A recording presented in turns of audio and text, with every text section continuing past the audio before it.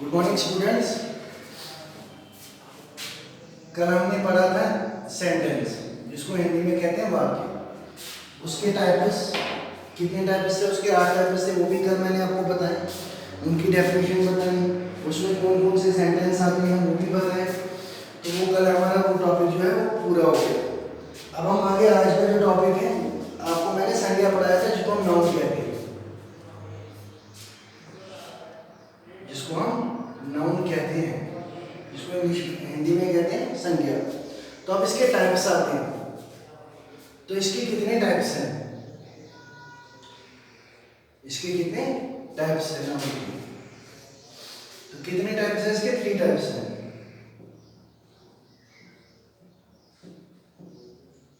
3 types है noun के। तो पहला नाउन क्या है इसका? पहला संज्ञा क्या है? संज्ञा के 3 टाइप्स हैं। तो पहला टाइप क्या है? जातिवाचक। जातिवाचक संज्ञा। दूसरा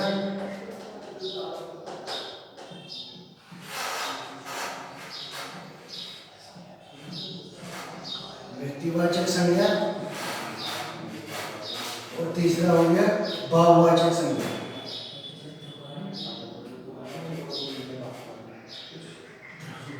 भाववाचक संज्ञा।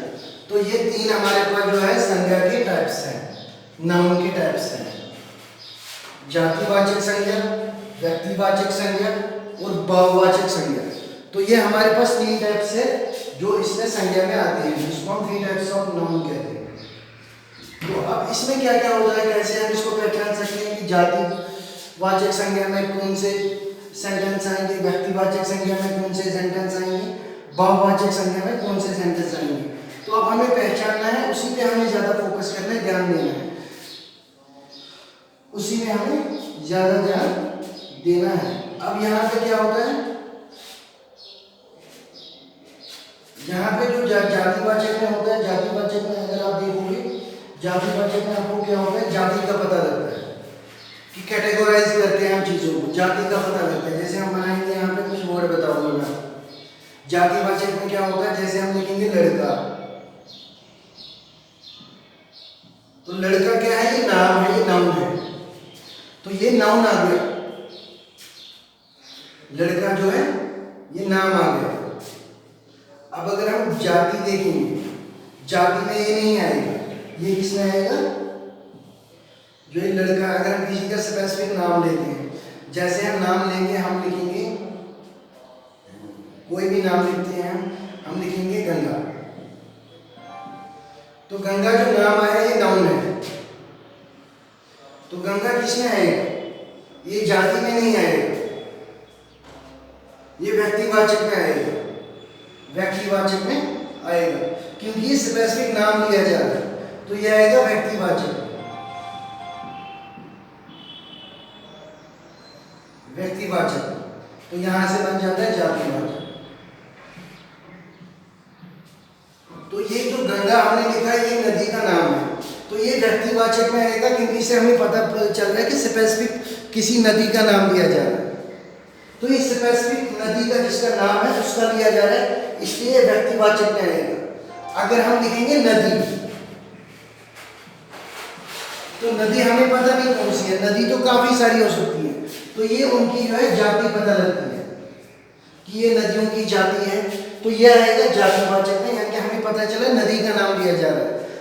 अब अगर स्पेसिफिक नाम लेके पुकारा जाएगा, अगर लिखेंगे गंगा नदी, गंगा नदी, तो ये इसमें नहीं आएगा, ये इसमें आएगा गंगा नदी, क्योंकि उस नदी का नाम लिया जा रहा है।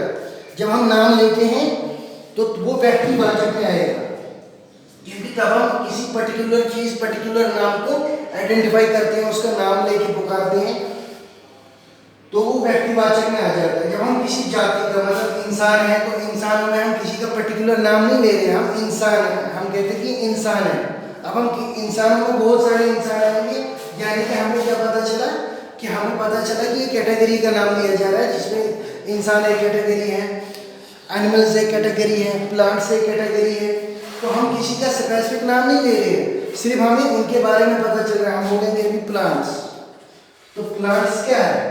प्लांट्स जातिवाचक में आएगा क्योंकि आप प्लांट्स की बात कर रहे हैं, किसी स्पेसिफिक नाम का नहीं लेंगे। अगर हम यहाँ पे कैक्टस लिखेंगे तो वो इसमें आ जाएगा क्योंकि हम एक की बात कर रहे हैं, कैक्टस की बात कर रहे हैं, तो वो आ जाता है व्यक्तिवाचक में।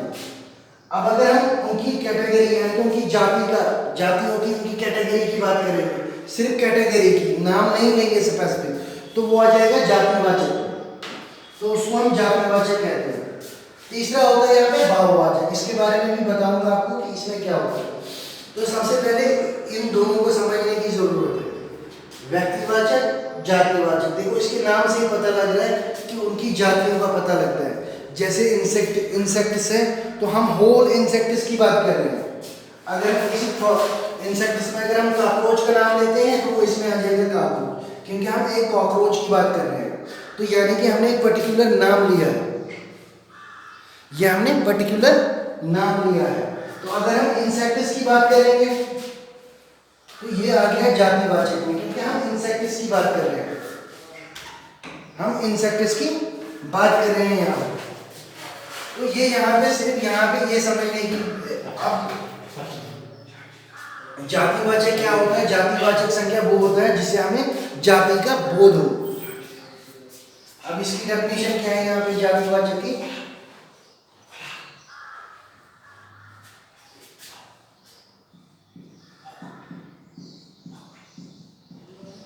जातिवाचक की क्या? जातिवाचक संज्ञा, जातिवाचक संज्ञा का जो डेफिनेशन है, जिस से हमें किसी जाति का बोध हो,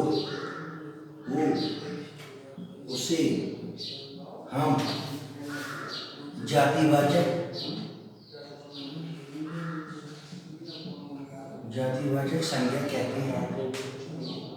तो ये जातिवाचक की डेफिनेशन है कि जातिवाचक संज्ञा हम उसे कहते हैं जिससे हमें किसी जाति का बोध हो, उसे हम जातिवाचक संज्ञा कहते हैं। तो ये जाति का डेफिनेशन है कि हमें जाति पता लग जाती है, कैटेगराइज कर सकते हैं। तो व्यक्तिवाचक में क्या होता है?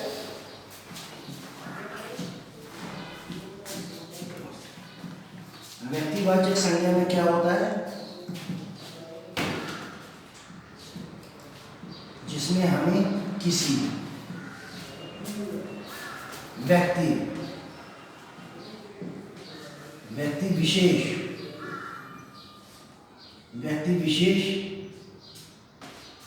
विशेष का बोध होता है, उसे हम व्यक्तिवाचक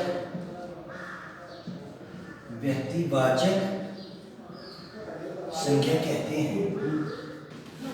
तो व्यक्तिवाचक में क्या होता है? जिसमें हमें किसी विशेष व्यक्ति का पता लगता है, तो उसको हम कहते हैं व्यक्तिवाचक। उसके बाद आता है भाववाचक। भाववाचक में क्या होता है? इसमें क्या ध्यान रखना है भाववाचक में आपको? भाववाचक में सिर्फ आपको 3 चीजें याद रखनी है, गुण, दोष और अवस्था। गुण, दोष और अवस्था। इसमें क्या सेंटेंस आते हैं? इनका भाव पता लगता है। भाव का मतलब है गुण, गुण का मतलब क्या होता है? गुण का मतलब होता है टैलेंट, जिसको हम इंग्लिश में कहते हैं टैलेंट। दोष होता है मतलब अगर किसी में कोई खराबी होगी तो उसको हम दोष कहते हैं। तो अवस्था होगी मतलब कि ये चीज़ ऐसी है, इस अवस्था में है, इस कंडीशन में है। तो अवस्था को हम क्या कहते हैं? कंडीशन, खराबी और ये हो गया टैलेंट। तो इन 3 चीज़ों को हम भाववाचक में ले आते हैं। तो जो ये तीनों जिसमें यूज होंगे, जिन सेंटेंस में, जिन वर्ड्स में, तो उनको क्या हम कहते हैं? भाववाचक संज्ञा। तो भाववाचक संज्ञा में अब देखो क्या होता है। भाववाचक में संज्ञा में आपको मैं कुछ वर्ड बताऊंगा। ईमानदारी, तो ये टैलेंट बन गया ना कि उसमें ईमानदारी, ईमानदारी आ गया, बुराई आ गई, बुराई,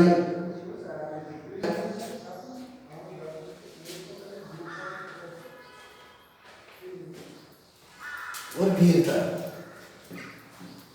तो ये जैसे तीन चीजें हैं, इसमें टैलेंट, गुण का, दोष का और अवस्था का पता चलता है। कंडीशन का गुण हो गया, टैलेंट हो गया, दोष हो गया, खराबी। तो ये इन चीजों के वर्ड्स, उसको हम भाववाचक संज्ञा कहते हैं।